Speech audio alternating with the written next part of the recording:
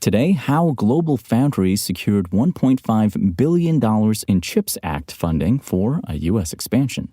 But before we get into that, nowadays, companies like Apple, Samsung, and others are attempting to curb e-waste by not including USB phone chargers with the purchase of a new handset. This means you actually need to think about which one you should get instead and how much you ought to spend. But it's not all bad, because if you pick the right charging brick, it can act as a multi-purpose device that can top up a variety of gadgets while also reducing how much gear you need to carry while traveling. That said, before you buy anything, there are some important things to consider. Head to Engadget.com for our list of the best fast chargers for 2024. And most of the time, the best TVs for gaming are the best TVs you can buy, period. That said, there are a few key features to prioritize when picking out the right set for your PlayStation 5 or Xbox Series X or S. While nobody needs a fancy TV in their living room to enjoy a good video game, the right set can help make your experience all the better. If you're unsure where to start, we've laid out some helpful advice for buying the right model, along with a few top picks for well-reviewed gaming TVs you can buy today. Check out how to choose the best TV for gaming right now at Engadget.com.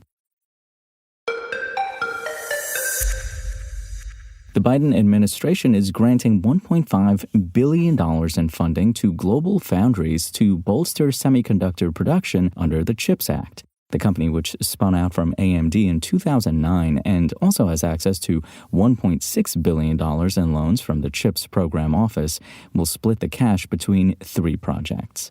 First, GlobalFoundries will build a new fabrication facility in Malta, New York, where it aims to produce high-value technologies not currently available in the U.S., the Department of Commerce said in a statement. GlobalFoundries says it will use the facility to build chips for a range of industries and applications, including the automotive, aerospace, defense, and AI spaces. Construction is expected to start in 2025. Secondly, GlobalFoundries plans to expand its existing facility in Malta by incorporating tech from its Singapore and Germany plants with the aim of making more semiconductors for use in cars and trucks.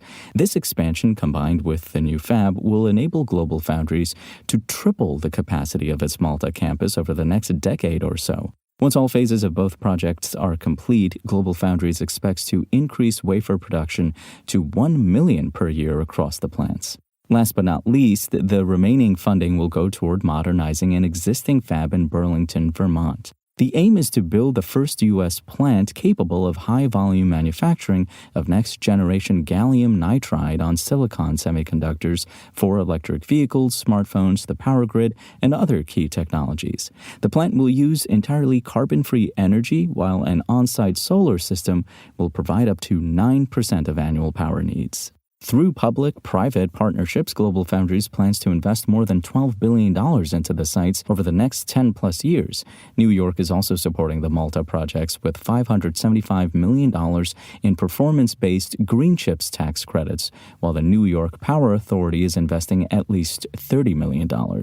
The Department of Commerce says the three projects are expected to create 1,500 manufacturing positions and around 9,000 construction jobs over the next 10 years. The positions are slated to pay fair wages and offer benefits including child care. Aligned with the broader aims of the CHIPS Act, the investment is designed to improve domestic semiconductor supply chains. GlobalFoundries says that there are only 4 companies that can deliver current and mature foundry capabilities at its scale outside of China, and it's the only one of those based in the U.S. Last year, the company reached a direct supply agreement with GM to provide the automaker with U.S.-built processors and help it avoid the kinds of chip shortages that caused a significant slowdown in car manufacturing in the midst of the COVID-19 pandemic. GlobalFoundries agreed to create an exclusive capacity corridor for GM chips. GlobalFoundries struck a chip deal with Ford in 2021 as well.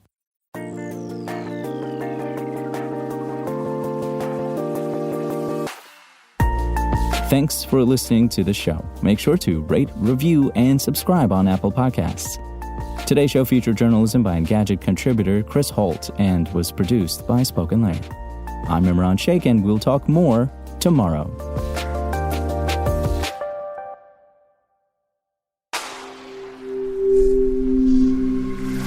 Spoken Layer.